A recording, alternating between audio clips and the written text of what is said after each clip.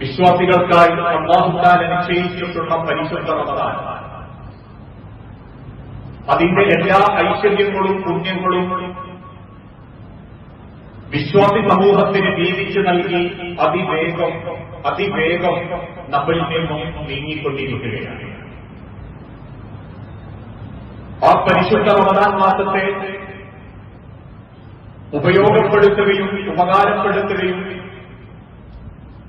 അതുവഴി അല്ലാഹുവിന്റെ റയ്യാൻ എന്ന സ്വർഗ കവാടത്തിലൂടെ സ്വർഗത്തിൽ പ്രവേശിക്കുന്ന യഥാർത്ഥ മുഅ്മിനീങ്ങളിൽ അല്ലാഹു നമ്മളെ ഓരോരുത്തരെയും ഉൾപ്പെടുത്തി അനുഗ്രഹിക്കുമാറാകട്ടെ. പരിശുദ്ധ റമദാനിന്റെ അവസാന ഭാഗത്തേക്ക് പ്രവേശിക്കാനിരിക്കുന്ന നമ്മൾ ഓരോരുത്തരും ഒരിക്കലും മറക്കാൻ പാടില്ലാത്ത ചില ചരിത്രങ്ങൾ, ചില കഥകൾ പ്രവാചകൻ സല്ലല്ലാഹു അലൈഹി വസല്ലമ തന്റെ സമൂഹത്തിന് ഓർമ്മപ്പെടുത്തി കൊടുക്കുകയുണ്ടായി. ഇസ്ലാമിക ലോകത്ത് എന്നും ചർച്ച ചെയ്യുന്ന രണ്ട് കഥകളുണ്ട്. പ്രവാചകൻ സല്ലല്ലാഹു അലൈഹി വസല്ലമയുടെ കാലഘട്ടത്തിൽ ഒന്ന് അല്ലാഹുവിന്റെ പ്രവാചകൻ സല്ലല്ലാഹു അലൈഹി വസല്ലമ പറഞ്ഞുകൊടുത്ത കഥയും, രണ്ട് അല്ലാഹുവിന്റെ പ്രവാചകന്റെ ജീവിതത്തിൽ സംഭവിച്ച മറ്റൊരു ചരിത്രം. അതിൽ ഒന്നാമത്തെ കഥ ഇങ്ങനെയായിരുന്നു. ഒരിക്കലൊരു സാധുവായ മനുഷ്യൻ അദ്ദേഹത്തിന്റെ ഒട്ടകപ്പുറത്ത് കയറി വിജനമായ മരുഭൂമിയിലൂടെ കത്തിയാളുന്ന വെയിലത്ത് യാത്ര ആരംഭിച്ചു. ആ മരുഭൂമിയുടെ ഉൾഭാഗത്തേക്ക് അദ്ദേഹം എത്തിയപ്പോൾ യാത്രാ ക്ഷീണം കൊണ്ടും വെയിലിന്റെ ശക്തി കൊണ്ടും അദ്ദേഹത്തിന് അല്പം വിശ്രമിക്കണം എന്ന് തോന്നി. ആ മരുഭൂമിയുടെ നടുവിൽ ഒരു തണലും അദ്ദേഹം കാണാതായപ്പോൾ തന്റെ ഒട്ടകത്തെ അവിടെ നിർത്തുകയും ആ ഒട്ടകപ്പുറത്ത് നിന്ന് താഴെറങ്ങി അതിന്റെ തണലിൽ, ഒട്ടകത്തിന്റെ മറവിൽ അദ്ദേഹം അല്പം വിശ്രമിക്കുകയും ചെയ്തു. യാത്രാക്ഷീണം കൊണ്ടാണോ അദ്ദേഹം പെട്ടെന്നങ്ങ് മയങ്ങിപ്പോയി. അല്പസമയത്തിന് ശേഷം അദ്ദേഹം എഴുന്നേൽക്കുമ്പോൾ ആ വിജനമായ മരുഭൂമിയിൽ ചുട്ടുകൊള്ളുന്ന മണലല്ലാതെ മറ്റൊന്നും അദ്ദേഹം കാണുന്നില്ല. തന്റെ ഒട്ടകം നഷ്ടപ്പെട്ടു എന്ന് അദ്ദേഹത്തിന് ബോധ്യമായി. കണ്ണെത്താ ദൂരത്തേക്ക് 4 ഭാഗത്തേക്കും അദ്ദേഹം ആ മരുഭൂമിയിലൂടെ നടന്നു. തന്റെ ഒട്ടകത്തെ കാണുന്നില്ല.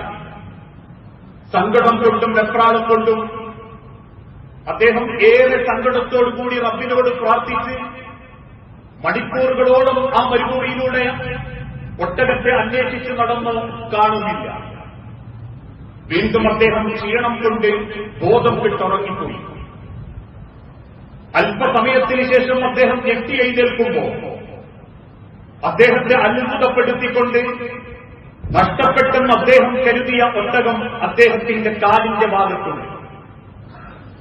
ആ ഒട്ടകം യജമാനനോടുള്ള വിധേയത്വത്തോടെ, വിനയത്തോടെ തന്റെ യജമാനന്റെ കാൽഭാഗത്ത് അദ്ദേഹത്തിന് തണലിട്ട് കൊടുത്തുകൊണ്ട് ആ വെയിലത്ത് മറയായി നിൽക്കുമ്പോൾ എഴുന്നേറ്റ മനുഷ്യൻ ആഹ്ലാദത്തോടെ, സന്തോഷം കൊണ്ട്, അടക്കാനാവാത്ത ആഹ്ലാദത്തോടുകൂടി ഒട്ടകത്തിന്റെ മൂക്ക് കയറി പിടിച്ചിട്ട് ആകാശത്തേക്ക് നോക്കി പറഞ്ഞു, അല്ലാഹുമ്മ, അല്ലാഹുവേ, അൻത അബ്ദി വ അന റബ്ബുക, നീ എന്റെ അടിമയും ഞാൻ നിന്റെ രക്ഷിതാവും തന്നെയാണ് റബ്ബേ. സത്യത്തിൽ പറയേണ്ടിരുന്നത് മറിച്ചായിരുന്നു. അൻത റബ്ബി വ അന അബ്ദിക, നീ എന്റെ രക്ഷിതാവും ഞാൻ നിന്റെ അടിമയുമാണ് എന്ന് പറയേണ്ടതിന് പകരം അദ്ദേഹത്തിന്റെ മനസ്സിലുള്ള അടക്കാനാവാത്ത സന്തോഷം കൊണ്ട് അദ്ദേഹം ആ ഒട്ടകത്തിന്റെ മൂക്ക് കയറി പിടിച്ച് ആകാശത്തേക്ക് നോക്കി പറഞ്ഞു, റബ്ബേ, നീ എന്റെ അടിമയും ഞാൻ നിന്റെ യജമാനനുമാണ്. ഈ സമയത്തിൽ ആ ഒട്ടകം നഷ്ടപ്പെട്ട വ്യക്തി അനുഭവിച്ച സന്തോഷം, ആ വ്യക്തിയുടെ മനസ്സിലുണ്ടായ ആഹ്ലാദം, ആ ആഹ്ലാദം റബ്ബിനുണ്ടാകുന്ന ഒരു സമയത്തെപ്പറ്റി വിശദീകരിക്കാനാണ് അല്ലാഹുവിന്റെ ഹബീബായ നബിതങ്ങൾ ഈ കഥ പറഞ്ഞത്. എന്നിട്ട് സഹാബത്തിനോട് പറഞ്ഞു, ആ മനുഷ്യൻ അനുഭവിക്കുന്ന ആ സന്തോഷം, ആ സന്തോഷത്തെക്കാളും കൂടുതൽ റബ്ബിനുണ്ടാകും നിങ്ങൾ ചെയ്തു പോയ തെറ്റുകളും പാപങ്ങളും അല്ലാഹുവിന്റെ മുൻപിൽ ഏറ്റുപറയുന്നു. ഒരൊട്ടകം നഷ്ടപ്പെട്ടപ്പം വിജനമായ മരുഭൂമിയിൽ ഒരടിമക്കുണ്ടായ സന്തോഷത്തെക്കാൾ ഭയാനകമായി സന്തോഷിപ്പിക്കും തന്റെ ജീവിതത്തിൽ സംഭവിച്ചുപോയ പാപങ്ങൾ, തെറ്റുകൾ തൗബ ചെയ്തുകൊണ്ട് പാശ്ചാത്തപിച്ചുകൊണ്ട് റബ്ബിനോട് ഏറ്റുപറയുന്ന ഒരു വ്യക്തിയോട് അള്ളാഹുവിനുള്ള സന്തോഷമാണ് ആ അടിമയുടെ ഒട്ടകം നഷ്ടപ്പെട്ട ചെറുപ്പക്കാരന്റെ സന്തോഷം. സഹോദരങ്ങളെ, ഈ പരിശുദ്ധ റമദാനിന്റെ 19ാമത്തെ രാവിൽ ഈ 19 ദിവസം കൊണ്ട് പടച്ച റബ്ബിന്റെ മനസ്സിൽ ഇതുപോലെയൊരു ആഹ്ലാദമുണ്ടാക്കാൻ നമ്മളെ കൊണ്ട് സാധിച്ചിട്ടുണ്ടോ? 2 കൈകളും റബ്ബിന്റെ നേരെ നീട്ടുമ്പോൾ അവനവന് ലഭിക്കാനുള്ളതും നമ്മുടെ ജീവിതത്തിലുള്ള സുഖേടുകളും നമ്മുടെ ജീവിതത്തിൽ നമ്മൾ ആഗ്രഹിക്കുന്നതും റബ്ബിനോട് പറയുക എന്നുള്ളതല്ലാതെ വയസ്സറിയിച്ച കാലം മുതൽക്ക് ചെയ്തു പോയ പാപങ്ങൾ കണ്ണുകൊണ്ടും മനസ്സുകൊണ്ടും നാവുകൊണ്ടും അറിഞ്ഞുമറിയാതെയും ചെയ്തു കൂട്ടിയ പാപങ്ങൾ ഹൃദയം തുറന്ന് കരഞ്ഞു റബ്ബിന്റെ മുൻപിൽ അവതരിപ്പിക്കാൻ നമുക്ക് സമയം കിട്ടിയിട്ടുണ്ടോ? നമസ്കരിച്ച് സലാം വെട്ടിക്കഴിഞ്ഞാൽ എഴുന്നേറ്റോടുന്ന ഒരു പ്രവണതയല്ലാതെ നമസ്കരിച്ചതിനേക്കാളും കൂടുതൽ 10 മിനിറ്റ് നമസ്കരിച്ചിരുന്ന സഹാബാക്കളിൽ പലരും പിന്നീട് അങ്ങോട്ട് മണിക്കൂറുകളോളം മദീനത്തെ പള്ളിയിൽ നെഞ്ചുപൊട്ടിക്കരഞ്ഞ റബ്ബിന്റെ മുൻപിൽ തൗബ ചെയ്തു എന്നും അറിവില്ലായ്മ കൊണ്ട് സംഭവിച്ചുപോയ പാപങ്ങൾ അതിന്റെ പേരിൽ നീ ഞങ്ങളെ പരീക്ഷിക്കല്ലേ റബ്ബേ എന്ന് ഹൃദയം തുറന്ന് നെഞ്ചുപൊട്ടിക്കരയുകയും ചെയ്തിരുന്നെങ്കിൽ നമ്മളിൽ എത്ര പേർക്ക് ഈ 19 ദിവസം കൊണ്ട് നമ്മളെ പാപങ്ങൾ റബ്ബിന്റെ മുൻപിൽ പറഞ്ഞ് ഇസ്തിഗ്ഫാർ ചെയ്യാനും തൗബ ചെയ്യാനും സാധിച്ചിട്ടുണ്ട് എന്ന് നമ്മൾ ഓരോരുത്തരും ചിന്തിക്കേണ്ടതുണ്ട്. ഇതുപോലെ തന്നെ മറ്റൊരു ചരിത്രം കൂടി അള്ളാഹുവിന്റെ ഹബീബിന്റെ ജീവിതത്തിലുണ്ടായി. ഒരിക്കൽ മദീന പള്ളിയിൽ ഒരു ജുമുഅ നമസ്കാരത്തിന് വേണ്ടി ഖുത്ബക്ക് കയറുമ്പോൾ മിമ്പറിന്റെ പടിയിലേക്ക് കാല് വെച്ചപ്പം സഹാബത്ത് കേൾക്കെ അള്ളാഹുവിന്റെ റസൂലുള്ള പറഞ്ഞു ആമീൻ. സഹാബത്ത് അത്ഭുതപ്പെട്ടു. മിമ്പറിലേക്ക് കയറി സലാം പറയുകയല്ലാതെ അതിന്റെ മുൻപൊരു ആമീൻ എന്തിന് എന്നവർ അത്ഭുതപ്പെട്ടു നിൽക്കുമ്പോൾ 2ാമത്തെ സ്റ്റെപ്പ് കയറുന്ന റസൂൽ പ്രാർത്ഥിച്ചു ആമീൻ. 3ാമത്തെ സ്റ്റെപ്പും കയറിയിട്ട് പറഞ്ഞു ആമീൻ. നമസ്കാരത്തിന് ശേഷം സഹാബത്ത് ചോദിച്ചു റസൂലേ, നിങ്ങൾ എന്തിനാ മിമ്പറിൽ കയറുമ്പോൾ 3 തവണ ആമീൻ ചൊല്ലിയത്? അതും നിങ്ങൾ ഭയപ്പെട്ടുകൊണ്ടും ദേഷ്യത്തോടെയും ചൊല്ലുന്നത് പോലെയാ ഞങ്ങൾക്ക് അനുഭവപ്പെട്ടത്. എന്തിനാ റസൂലേ നിങ്ങൾ ആമീൻ ചൊല്ലിയത്? അള്ളാഹുവിന്റെ ഹബീബായ നബി തങ്ങൾ പറഞ്ഞു, ഞാൻ ആ മിമ്പറിലേക്ക് കയറുമ്പം അള്ളാഹുവിന്റെ മലക്കുകൾ ചില ശാപപ്രാർത്ഥനകൾ നടത്തി. റബ്ബിന്റെ അനുവാദപ്രകാരം ചിലർക്ക് വേണ്ടി പടച്ച റബ്ബിന്റെ മലക്കുകൾ പ്രാർത്ഥിച്ചപ്പം ഞാനതിന് ആമീൻ ചൊല്ലിയതാണ്. സഹാബത്ത് ചോദിച്ചു റസൂലേ, എന്തായിരുന്നു മലക്കുകൾ പ്രാർത്ഥിച്ചത്? അള്ളാന്റെ ഹബീബ് തിരിച്ചു പറഞ്ഞു, ആദ്യം അള്ളാഹുവിന്റെ അരികിലേക്ക് അവർ പ്രാർത്ഥിച്ചത് വൃദ്ധരായ മാതാപിതാക്കളെ കിട്ടിയിട്ടും റബ്ബിന്റെ സ്വർഗം നേടാൻ പറ്റാത്ത മക്കൾക്ക് റബ്ബിന്റെ കോപമുണ്ടാകട്ടെ, ശാപമുണ്ടാകട്ടെ. ഞാനതിന് ആമീൻ പറഞ്ഞു. വാർദ്ധക്യത്തിലെത്തിയ മാതാപിതാക്കളുണ്ടായിട്ടും സ്വർഗം കിട്ടാത്ത മക്കൾക്ക് അള്ളാഹുവിന്റെ ശാപമുണ്ടാകട്ടെ. 2ാമതായി മലക്കുകൾ പ്രാർത്ഥിച്ചു, ഒരാൾക്കൊരു റമദാൻ കിട്ടി. ആ റമദാൻ കൊണ്ട് അവന്റെ മനസ്സുകളിലും ജീവിതത്തിലും അടിഞ്ഞുകൂടിയിട്ടുള്ള തെറ്റുകളും കുറ്റങ്ങളും റബ്ബിന്റെ മുൻപിൽ ഏറ്റുപറഞ്ഞ് ഇസ്തിഗ്ഫാർ നടത്താൻ, തൗബ ചെയ്യാൻ, ഖേദിച്ചു മടങ്ങാൻ ഒരു വ്യക്തിക്ക് സാധിച്ചിട്ടില്ലെങ്കിൽ അള്ളാന്റെ ശാപവും കോപവും ആ വ്യക്തിക്കുണ്ടാവട്ടെ എന്ന് മലക്കുകൾ പ്രാർത്ഥിച്ചു. ഞാനും അതിന് ആമീൻ ചൊല്ലി. 3ാമതായി എന്റെ പേര് കേൾക്കുമ്പം സല്ലല്ലാഹു അലൈഹി വസല്ലം എന്ന് പറയാത്ത വ്യക്തികൾ, ഞാൻ പഠിപ്പിച്ച എന്റെ ദീനനുസരിച്ച് ജീവിക്കാൻ ആഗ്രഹിക്കാത്തവർക്ക് അള്ളാഹുവിന്റെ കോപമുണ്ടാകട്ടെ എന്ന് പ്രാർത്ഥിച്ചപ്പം ഞാൻ ആമീൻ ചൊല്ലി. ഇതിൽ 2ാമതായി റസൂലുള്ള എണ്ണിയത് ഒരു റമദാൻ കിട്ടിയിട്ടും ആ റമദാൻ കൊണ്ട് അവനവന്റെ പാപങ്ങൾ, ചെയ്തുപോയ കുറ്റങ്ങൾ റബ്ബിന്റെ മുൻപിൽ ഏറ്റുപറഞ്ഞ് തൗബ ചെയ്യാത്തവർക്ക്, ഇസ്തിഗ്ഫാർ നടത്താത്തവർക്ക് അള്ളാഹുവിന്റെ ശാപവും കോപവും ഉണ്ടാകട്ടെ എന്ന് മലക്കുകൾ പ്രാർത്ഥിച്ചപ്പം റസൂലുള്ള ആമീൻ ചൊല്ലി. സഹോദരങ്ങളെ, ഈ 19 ദിവസത്തിന്റെ ഇടയ്ക്ക് ഈ ശാപപ്രാർത്ഥന കിട്ടാൻ മാത്രം വകുപ്പില്ലാത്ത നിലക്ക് നമ്മൾ അള്ളാന്റെ മുൻപിൽ കരഞ്ഞിട്ടുണ്ടോ? ഹൃദയം തുറന്നു വെച്ച് തേടിയിട്ടുണ്ടോ? ലോകത്തിന്റെ ഹബീബായ പ്രവാചകൻ, മൗസൂമിങ്ങളുടെ നേതാവ്, ഒരു കുറ്റം പോലും ചെയ്യാത്ത അള്ളാഹുവിന്റെ ഹബീബ് ദിവസം 100 തവണ അസ്തഗ്ഫിറുല്ലാഹ്, നീ എന്നോട് പൊറുക്കണേ റബ്ബേ, എനിക്ക് അബദ്ധം സംഭവിച്ചു പോയിട്ടുണ്ടെങ്കിൽ എന്നോട് നീ കാരുണ്യം കാണിക്കണേ റബ്ബേ നീ ഗഫൂറാണ് റബ്ബേ, നീ റഹീമാണ് റബ്ബേ എന്ന് ഹൃദയം തുറന്ന് അള്ളാന്റെ ഹബീബ് പ്രാർത്ഥിച്ചിരുന്നു എന്ന് ഇസ്ലാമിക ചരിത്രത്തിൽ കാണാൻ സാധിക്കും.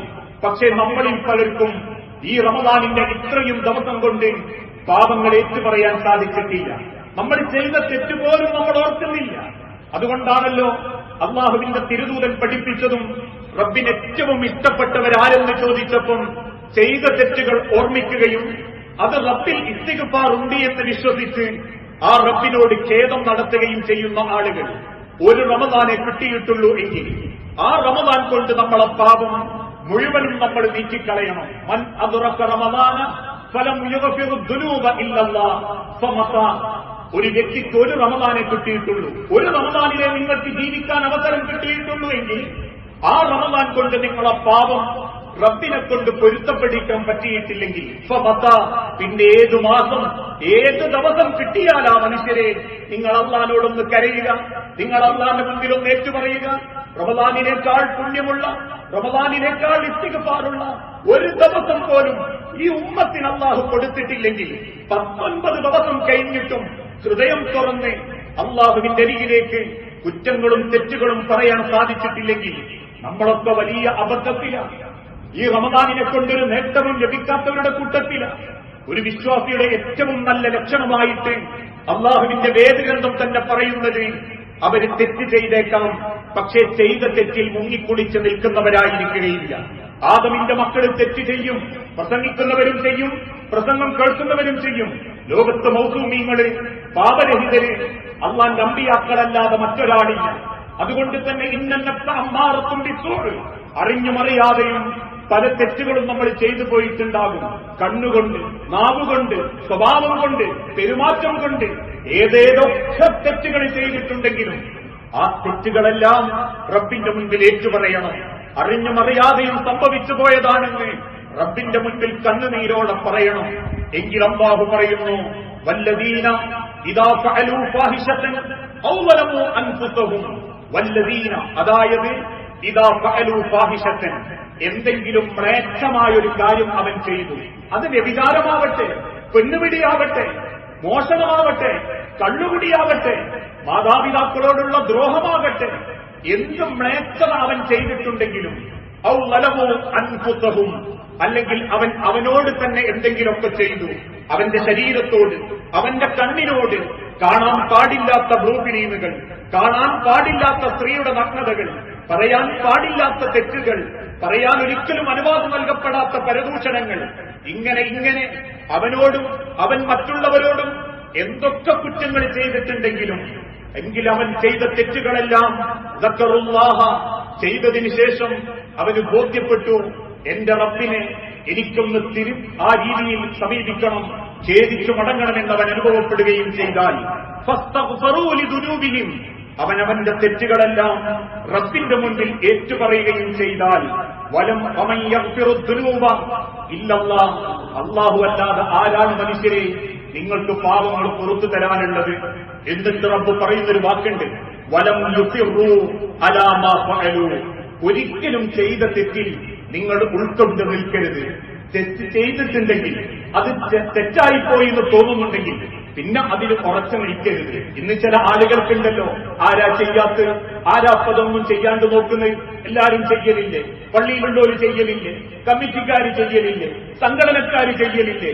ഓം 5 പള്ളിയിലുണ്ടായിട്ടോ ചെയ്യുന്നില്ലേ? ഇവിടെ ചെയ്യുന്നില്ലേ എന്ന് പറഞ്ഞു നിൽക്കരുത്. വലം യുസിറൂ അലാ മാ ഫഅലൂ, ചെയ്തു പോയതിനെ ന്യായീകരിച്ചു കൂടരുത്. തെറ്റാണ് ചെയ്തതെന്ന് ഉറപ്പ് വന്നിട്ടുണ്ടെങ്കിൽ അത് അല്ലാഹുവിനോട് പറയണം. നാട്ടുകാരോട് പറഞ്ഞിട്ട് നിങ്ങളൊന്നും പ്രതീക്ഷിക്കരുത്. ജനങ്ങളോടും കൂട്ടുകാരോടും അല്ല പറയേണ്ടത്, എടോ എനിക്കിങ്ങനെ ഒരു അബദ്ധം പറ്റിപ്പോയി, ഞാൻ അറിയാണ്ട് അങ്ങനെ ഒരു തെറ്റുപോയി. മൗലവിമാരോടല്ല വിളിച്ചു പറയേണ്ടത്, ഉസ്താദേ ഞാനിങ്ങനെ ഒരു തെറ്റ് ചെയ്തിട്ടുണ്ട്, മനസ്സിനൊരു സമാധാനം കിട്ടുന്നില്ല, ഞാൻ ആ തോന്നിയാസം ചെയ്തിട്ടുണ്ട്, എനിക്കൊരു സ്വസ്ഥത കിട്ടുന്നില്ല. ഉസ്താദുമാരേക്കാൾ മറ്റാരേക്കാൾ കേട്ട് നിങ്ങളോട് സന്തോഷം പങ്കിടുന്ന, നിങ്ങൾ ആശ്വസിപ്പിക്കുന്ന നിങ്ങളെ കൂട്ടുകാരനേക്കാൾ ആ പാപം പൊറുക്കാൻ കഴിവുള്ള റബ്ബ് നിങ്ങളോട് പറയുന്നു, നിങ്ങളാ പറയുന്നത് റബ്ബിനോടാണെങ്കിൽ ആ റബ്ബ് നിങ്ങളെ ആശ്വസിപ്പിക്കും. റബ്ബാണ് പൊറുക്കുന്നവൻ. നിങ്ങളെ കഥ കേൾക്കുന്നവർക്ക് പൊറുക്കാനാവില്ല. നിങ്ങൾ പറഞ്ഞ് രക്ഷപ്പെടാൻ വേണ്ടി ന്യായീകരണം കിട്ടാൻ നിങ്ങളെ ന്യായീകരിച്ച് സഹായിക്കുന്നവർക്ക് നിങ്ങൾക്കൊന്നും ചെയ്തു തരാൻ പറ്റുകയില്ല. ദുനിയാവിലെ അല്പ ദിവസത്തെ ആശ്വാസം എനിക്കാ തെറ്റുപറ്റിയെന്ന് നിങ്ങളൊരു കൂട്ടുകാരനോടോ കുടുംബക്കാരനോടോ സ്വന്തം മനസാക്ഷിയോടോ പറഞ്ഞ ആ ശൈത്താങ്ങളെ തോന്നിപ്പിക്കും. ഈ മാത്രമല്ല, എല്ലാവരും ചെയ്യലുണ്ട്, ആരാപ്പതൊക്കെ ചെയ്യാത്ത, എല്ലാവർക്കും കിട്ടിയാലും ചെയ്യും, ആരും ചെയ്യും എന്ത് ശൈത്താൻ തോന്നിപ്പിക്കുമ്പം എനിക്കതൊരു ആശ്വാസമായിട്ട് തോന്നും. ഞാൻ മാത്രമല്ല, എല്ലാവരും ഇതിന്റെ ഭാഗമാണ്. ഒരുപക്ഷെ എന്റെ കൂട്ടുകാരനോട് പറയും, ഈ ബേജാറാകൊന്നും വേണ്ടടാ, ഇതൊക്കെ ആരോ ചെയ്യാത്തതാണോ എന്ന് ചോദിക്കും. പക്ഷെ നീ പറയുന്നത് റബ്ബിനോടാണെങ്കിൽ അള്ളാഹു നിനക്ക് വാക്ക് തരുന്നു. കുൽ റസൂലേ, അവരോട് പറയണം, ഞാൻ അവർക്ക് പൊറുക്കും, ഞാൻ അവർക്ക് സന്തോഷം കൊടുക്കും, ഞാൻ അവരെ കാത്തിരിക്കുകയാ റസൂലേ. ഏഴാനാകാശത്ത് നിന്നും ഒന്നാനാകാശത്തേക്ക് വന്ന് രണ്ട് കൈയും നീട്ടി ഞാൻ കാത്തിരിക്കുകയാ എന്റെ അടിമകൾ എന്നോട് ചോദിക്കാൻ, അവരെ സങ്കടം എന്നോട് പറയാൻ, എന്നോട് ചോദിക്കണേ, ഞാൻ നിങ്ങൾക്ക് തരുമെന്ന് പറയാൻ. അതുകൊണ്ട് ഖുൽ യാ ഇബാദിയല്ലദീന അസ്റഫു അലാ അൻഫുസിഹിം ലാ തഖ്നതു മിൻ റഹ്മത്തില്ലാഹ്. എന്റെ അടിമകളോട് നിങ്ങൾ പറയണം റസൂലേ, അവരെന്ത് കുറ്റം ചെയ്തു പോയിട്ടുണ്ടെങ്കിലും എന്റെ മുൻപിൽ അതൊന്ന് ഏറ്റുപറയാൻ, എന്നോടൊന്ന് ഇസ്തിഗ്ഫാർ നടത്താൻ, ഒന്ന് തൗബ ചെയ്യാൻ. കാരണം വമൻ യഗ്ഫിറു ദുനൂബ, അല്ലാഹുവാണ് സർവ്വ പാപങ്ങളും പൊറുക്കുന്നവൻ, അല്ലാഹു ഏറെ പൊറുക്കുന്നവനും യുക്തിമാനുമാ. നിങ്ങൾക്ക് സംഭവിച്ചത് അല്ലാഹുവിനറിയാം. അതുകൊണ്ടാ റബ്ബ് പറഞ്ഞതും ചിലർക്ക് അപ്രതീക്ഷിതമായി സംഭവിച്ചു പോകുന്നതായിരിക്കും, ചില സാഹചര്യത്തിൽ അതങ്ങ് പറ്റിപ്പോകുന്നതായിരിക്കും. അത് കേട്ട് നിങ്ങളൊരാളെ കുറ്റപ്പെടുത്തരുത്. അവനൊരിക്കലും ഇസ്തിഗ്ഫാറില്ല എന്ന് ഒരാളെ പറ്റിയും നിങ്ങൾ പറയരുത്. ഒരു വ്യഭിചരിച്ചവനെ നോക്കി നിങ്ങൾ ശിക്ഷക്കിറങ്ങരുത്. ഒരു മോഷണക്കാരനെ നോക്കി നിങ്ങൾ ശിക്ഷക്കിറങ്ങരുത്. അവന് ഖേദിക്കാൻ, അവന് തിരിച്ചു വരാൻ അള്ളാഹു അവസരം കൊടുത്തിട്ടുണ്ടെങ്കിൽ, പാപം റബ്ബ് പൊറുക്കുന്നുണ്ടെങ്കിൽ നിങ്ങൾ എന്തും പറയേണ്ടത് അള്ളാഹുവിനോടാവണം. പക്ഷെ 3 നിബന്ധനകൾ നിങ്ങൾ ചെയ്യുന്ന തൗബയിലുണ്ടാകണം. ഒന്ന്, ചെയ്യുന്ന തെറ്റുകളിൽ നിന്ന് വിരമിക്കണം. അത് ചെയ്തുകൊണ്ട് വീണ്ടും വീണ്ടും റബ്ബിനോട് പ്രാർത്ഥിക്കരുത്. പഠിച്ചോനെ, പലിശയിലുണ്ട്, എനിക്ക് പുറത്തിറങ്ങേ എന്ന് പറഞ്ഞാൽ ആ പലിശ ഇടപാടിന് രക്ഷപ്പെടാനുള്ള ഒരു ശ്രമം നടത്തണം. അല്ലാതെ ലോണിൽ തന്നെ നിൽക്കട്ടെ, പലിശയിൽ തന്നെ നിൽക്കട്ടെ, ഒരു പലിശ തീർന്നിട്ട് അടുത്ത പലിശ എടുക്കണം എന്ന് വിചാരിച്ചിട്ട് ഈ ഇസ്തിഗ്ഫാർ നടത്തരുത്. തെറ്റാണെന്ന് ബോധ്യപ്പെട്ടാൽ അതാവർത്തിക്കാതെ അതിൽ നിന്നും വിരമിക്കണം. എന്ത് തെറ്റും നാളെ നന്നാവാം, മറ്റന്നാൾ നന്നാവാം, ഒന്നും കൂടി കഴിഞ്ഞിട്ട് നന്നാവാം, ഒന്നും കൂടി കണ്ടിട്ട് നന്നാവാം. ഇത് വിചാരിക്കരുത്. ഇത് തെറ്റാണെന്ന് ബോധ്യപ്പെട്ടാൽ ഇനി എന്റെ ജീവൻ പോകേണ്ടി വന്നാലും ആ തെറ്റ് ഞാൻ ആവർത്തിക്കുകയില്ല എന്നുള്ള മനത്തോടെയാവണം. 2, ചെയ്തു പോയ തെറ്റിന്റെ പേരിൽ ഖേദം മനസ്സിലുണ്ടാവണം, ന്യായീകരണം മനസ്സിലുണ്ടാകരുത്. അല്ലെങ്കിൽ ഖേദത്തോടുകൂടി ഹൃദയത്തിൽ ആ സങ്കടവും നിങ്ങൾ അള്ളാഹുവിനോടെങ്കിലും പറയണം. മറ്റുള്ളവരോട് പറഞ്ഞിട്ടില്ലെങ്കിലും ചെയ്തു പോയ തെറ്റിന്റെ പേരിൽ ഒരു ഖേദമുണ്ടാവണം. ഇന്ന് മനുഷ്യർക്കതില്ല. ഞാനൊക്കെ പറയാറില്ലേ, തമാശയ്ക്ക് വേണ്ടി ചിലർ പറയാറില്ലേ, ഇസ്ലാമിൽ സംഗീതം ഹറാമ. ആർത്തുല്ലസിക്കുന്ന രീതിയിൽ മനുഷ്യന്റെ ഹൃദയത്തെ തകർത്തു കളയുന്ന, ലഹരി പിടിപ്പിക്കുന്ന സംഗീതം ഇസ്ലാം നിഷിദ്ധമാക്കിയതാണ്. പക്ഷേ ഞാൻ കേൾക്കാറുണ്ട്, എപ്പോഴെങ്കിലും കേട്ടുപോകാറുണ്ട് എന്നുള്ളത് കൊണ്ട് ഞാനതിനെ ന്യായീകരിക്കാൻ പാടില്ല. അങ്ങനെ കുറെ ആൾക്കാർ പറയും, ആരാ പാട്ട് കേൾക്കാത്ത, നമ്മളൊക്കെ കേൾക്കലില്ലേ, പിന്നെന്താ സംഗീതം കേൾക്കുന്നതിന്, എന്താ ഒന്ന് തുള്ളുന്നതിന്, എന്താ കല്യാണത്തിനൊരു ഗാനമേള വരുത്തുന്നതിന് എന്ന് ന്യായീകരിക്കരുത്. തെറ്റാ, എനിക്ക് പറ്റിപ്പോകലുണ്ട്, ഞാൻ ചെയ്യുന്നു, എന്റെ കുടുംബം ചെയ്യുന്നു, എനിക്കിഷ്ടമുള്ളതുകൊണ്ട് ഞാനതിനെ ന്യായീകരിക്കാൻ നിൽക്കരുത്. ഞാനത് അള്ളാഹുവിന്റെ മനസ്സിൽ ഖേദത്തോടുകൂടി സ്വന്തം മനസ്സിനെ റബ്ബിലേക്ക് ഏൽപ്പിക്കണം. പിന്നീട് 3ാമത്തെ നിബന്ധന, ഒരിക്കലും പിന്നീട് ആ തെറ്റ് ആവർത്തിക്കാൻ പാടില്ല. തെറ്റാണ് ബോധ്യപ്പെട്ടു കഴിഞ്ഞാൽ പിന്നീട് ഒരിക്കലും ആ തെറ്റിലേക്ക് പോകരുത്.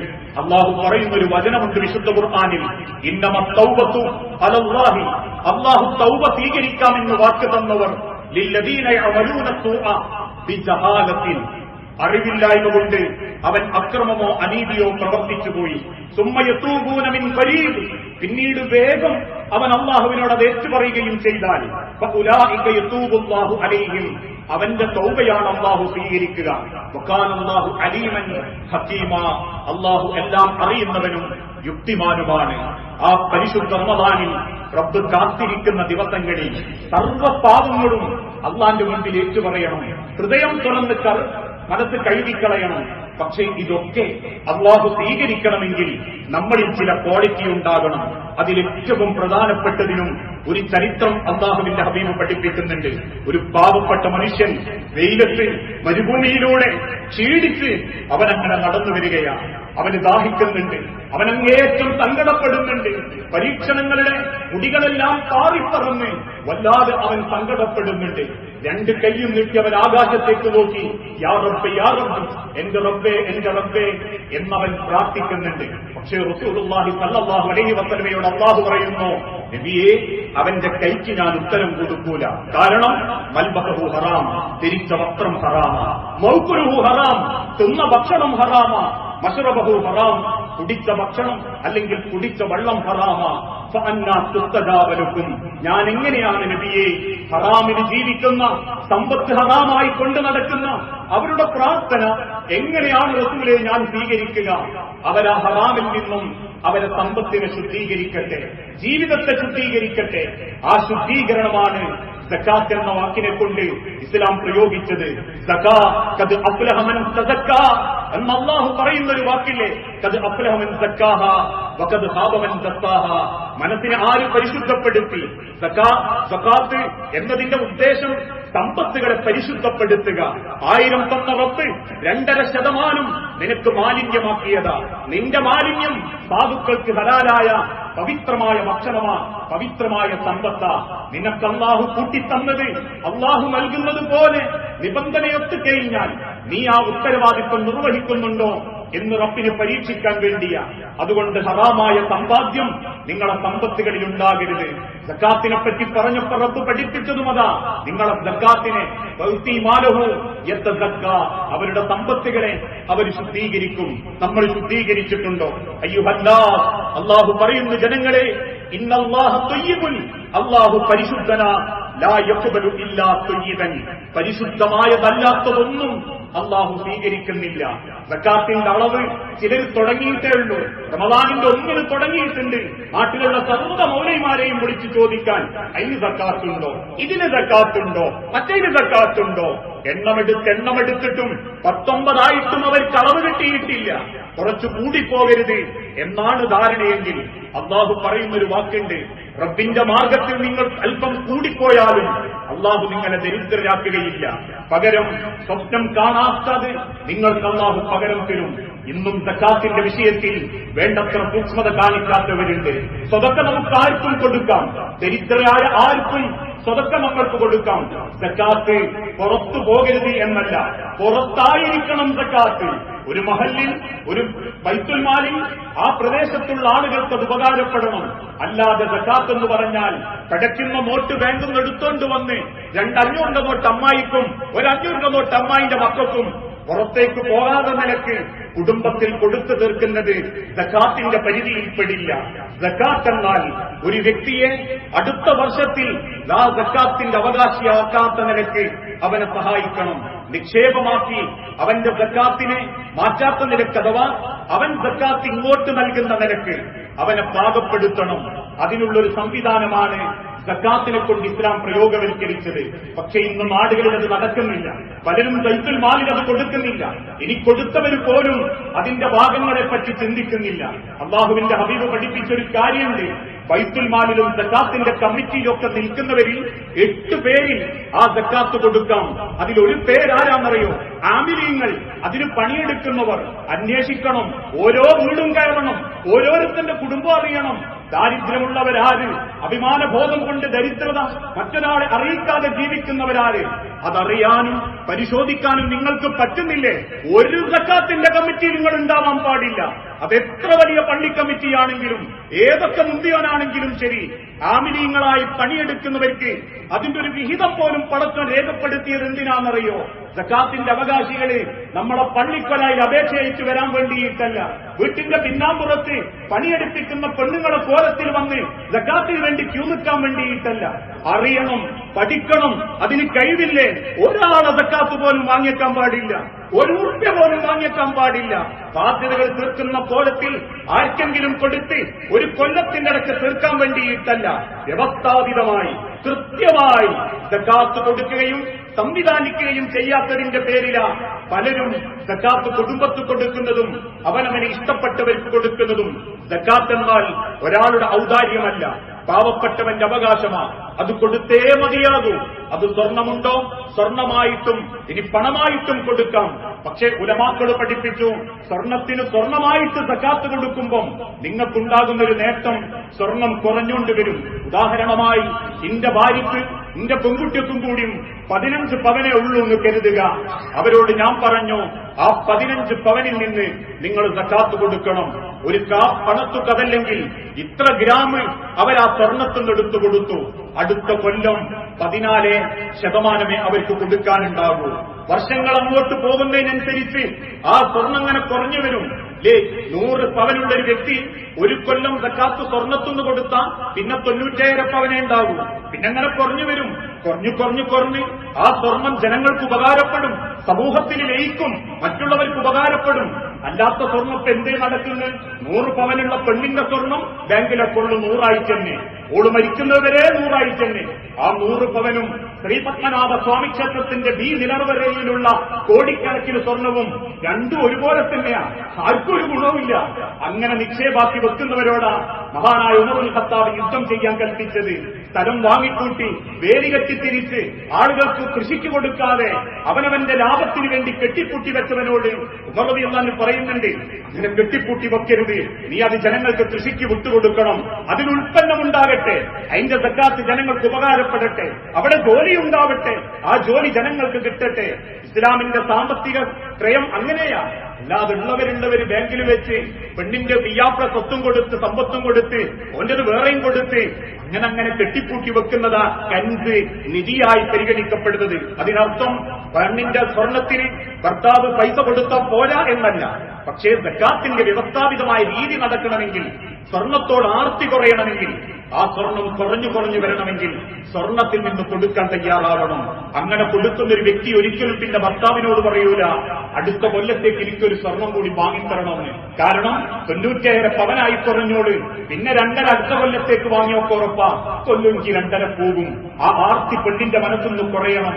അതോടൊപ്പം ആണുങ്ങളും അവനവന്റെ സമ്പത്തിൽ നിന്ന് അള്ളാന്റെ മാർഗത്തിൽ കണക്കൊപ്പിച്ചു കൊടുക്കാൻ ആ സക്കാത്ത് കൃത്യമല്ലെങ്കിൽ, ശുദ്ധ ഖുർആനിൽ 28 സ്ഥലങ്ങളിൽ റബ്ബ് നമസ്കാരം പറഞ്ഞിട്ടുണ്ടെങ്കിൽ ആ നമസ്കാരത്തിന്റെ കൂടെയൊക്കെ റബ്ബ് പ്രയോഗിച്ചത് 5 വക്ത് നിസ്കരിക്കാൻ പള്ളിയിൽ വരുമ്പോ നിങ്ങളെ മനസ്സിലൊരു ആത്മാഭിമാന ബോധമുണ്ട്.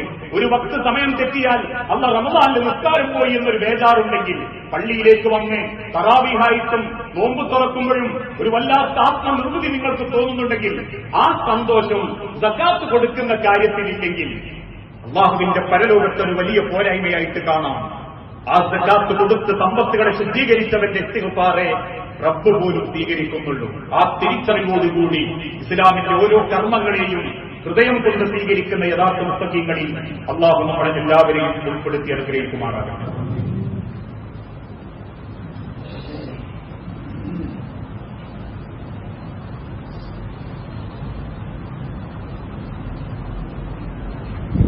അൽഹംദുലില്ലാഹ് വസ്സലാത്തു വസ്സലാമു അലാ റസൂലിൽ അമീൻ വഅലാ ആലിഹി വഅസ്ഹാബിഹി അജ്മഈൻ. അമ്മാ ബഅദ്. യാ അയ്യുഹന്നാസ് ഉസീകും ഖാദിയം ബിതഖ്വല്ലാഹ്. ജീവിതത്തിന്റെ ഒരു രംഗത്തും അല്ലാഹുവിനെ മറന്നുപോകരുത് എന്ന് എന്നോടെന്ന പോലെ നമ്മളിൽ ഓരോരുത്തരോടും വസിയത്ത് ചെയ്യുകയാണ്, ഉപദേശിക്കുകയാണ്. പരിശുദ്ധ റമദാൻ അതിന്റെ അവസാന ഭാഗത്തേക്ക് പ്രവേശിക്കാനിരിക്കുന്നു. പരിശുദ്ധ റമദാനിലെ അല്ലാത്ത മാസങ്ങളിലെ ഏറ്റവും പവിത്രമാക്കപ്പെട്ട ഒരു രാവും കൂടിയാണ് നമ്മളിലേക്ക് വരാനിരിക്കുന്നത്. ലോകത്തിന്റെ ഏറ്റവും വലിയ പ്രവിശുദ്ധത്തായ പരിശുദ്ധ ഖുർആൻ, ആ വിശുദ്ധ ഖുർആനിന്റെ അവതരണ ദിവസമാണ്, മാസമാണ് പരിശുദ്ധ റമദാൻ എന്നത്. അത് ഭൂമിയിലേക്ക് ഇറക്കപ്പെട്ട രാവാണ് ലൈലത്തുൽ ഖദർ എന്നും അല്ലാഹു വിശുദ്ധ ഖുർആനിലൂടെ തന്നെ ഓർമ്മപ്പെടുത്തുകയുണ്ട്. ഇന്നാ അൻസൽനാഹു ഫീ ലൈലത്തിൽ ഖദർ വമാ അദ്റാക മാ ലൈലത്തുൽ ഖദർ. ലൈലത്തുൽ ഖദർ ഖൈറുൻ മിൻ അൽഫി ശഹർ. 1000 മാസങ്ങളെക്കാൾ പുണ്യമാക്കപ്പെടുന്ന ഒരു രാവാണ് പരിശുദ്ധ റമദാനിലുള്ള ലൈലത്തുൽ ഖദ്ർ. സർവകാര്യങ്ങളുമായി അല്ലാഹുവിന്റെ മലക്കുകൾ അവതരിപ്പിക്കപ്പെടുന്ന, അന്ന് പ്രഭാതം വരെ പുണ്യങ്ങളാൽ നിറയ്ക്കപ്പെടുന്ന ആ രാവ്, അത് നിങ്ങൾ പ്രതീക്ഷിച്ചുകൊണ്ട് അല്ലാഹുവിന്റെ പള്ളിയിൽ എഴുത്തിക്കാത്തിരിക്കണമെന്ന് പ്രവാചകൻ സല്ലല്ലാഹു അലൈഹി വസല്ലം ഓർമ്മപ്പെടുത്തുകയും അല്ലാഹുവിന്റെ പ്രവാചകൻ ഭാര്യമാരും എഴുത്തിക്കാത്തിരിക്കുകയും ചെയ്യും. അവസാനത്തെ 10 ഏത് ദിവസമാണ് അത് അവതരിപ്പിക്കപ്പെട്ടത് എന്ന് അല്ലാഹുവിന്റെ റസൂലുള്ളാഹി അല്ലാഹു അറിയിച്ചു കൊടുത്തിരുന്നു. തന്റെ ജനങ്ങളോട് അത് പറയാൻ വേണ്ടി അല്ലാഹുവിന്റെ പ്രവാചകൻ ജനങ്ങൾക്കിടയിലേക്ക് വരുമ്പോൾ റസൂലുള്ളാഹി സ്വല്ലല്ലാഹു അലൈഹി വസല്ലം കാണുന്നത് 2 സഹാബാക്കൾ തമ്മിൽ പ്രശ്നമുണ്ടാക്കുന്നത്, അങ്ങോട്ടും ഇങ്ങോട്ടും പ്രശ്നങ്ങളുമായി നടക്കുന്നത്. അവരുടെ പ്രശ്നം പരിഹരിച്ച് തീരുമ്പോഴേക്കും ആ ദിവസത്തെ പറ്റിയുള്ള ഓർമ്മ അല്ലാഹുവിന്റെ റസൂലിന്റെ മനസ്സിൽ നിന്നും അല്ലാഹു തആല എടുത്തു കളഞ്ഞു. പിന്നീട് അല്ലാഹുവിന്റെ ഹബീബായ നബിതങ്ങൾ സഹാബത്തിനെ ഓർമ്മപ്പെടുത്തി, നിങ്ങൾ ലൈലത്തുൽ ഖദ്റിനെ പ്രതീക്ഷിക്കുക. അത് അവസാനത്തെ 10 9-നാവാം, 7-നാവാം, 5-നോ ആവാം. മറ്റൊരു ഭാഗത്ത് ഹദീസുകളിലൂടെ ഓർമ്മപ്പെടുത്തി, നിങ്ങൾ അവസാനത്തെ ഒറ്റയാക്കപ്പെട്ട 10 ദിവസങ്ങളിൽ ആ ലൈലത്തുൽ ഖദ്റിനെ പ്രതീക്ഷിച്ചിരിക്കുക. ഇവിടെയൊക്കെ നമ്മൾക്കുള്ള ഒരു തെറ്റിദ്ധാരണ, ഒറ്റയാക്കപ്പെട്ട രാവുകളിൽ മാത്രം ഇരുന്നാൽ മതിയെന്നാണ്. എങ്ങനെയാ റമദാനിന്റെ അവസാനം ഒറ്റയാന്ന് നമ്മൾക്ക് ബോധ്യപ്പെടുക? അതുകൊണ്ട് തന്നെ ആ അവസാനത്തെ 10 ദിവസങ്ങളും ഇത്തിക്കാഫിരിക്കുന്നവർ അതിനുവേണ്ടി നിയ്യത്ത് വെച്ച് മാറി നിൽക്കണം എന്നോർമ്മപ്പെടുത്താനുള്ള കാരണം, സാധിക്കുന്ന ആളുകൾക്ക് ഇത്തിക്കാഫിന് വേണ്ട സർവ്വ സൗകര്യങ്ങളും നമ്മുടെ ഈ പള്ളിയിൽ ഒരുക്കിയിട്ടില്ല. അത്താഴവും നോമ്പുതുറയും അടക്കം ഉദ്ദേശിക്കുന്ന ആളുകൾ പള്ളി കമ്മിറ്റിയുമായി ബന്ധപ്പെട്ടാൽ അവരെ മാത്രം ഉദ്ദേശിച്ചുകൊണ്ട് തന്നെയാ എളുപ്പത്തിൽ നമ്മളെ പള്ളികൾ നമ്മൾ അവസാനിപ്പിച്ചത്.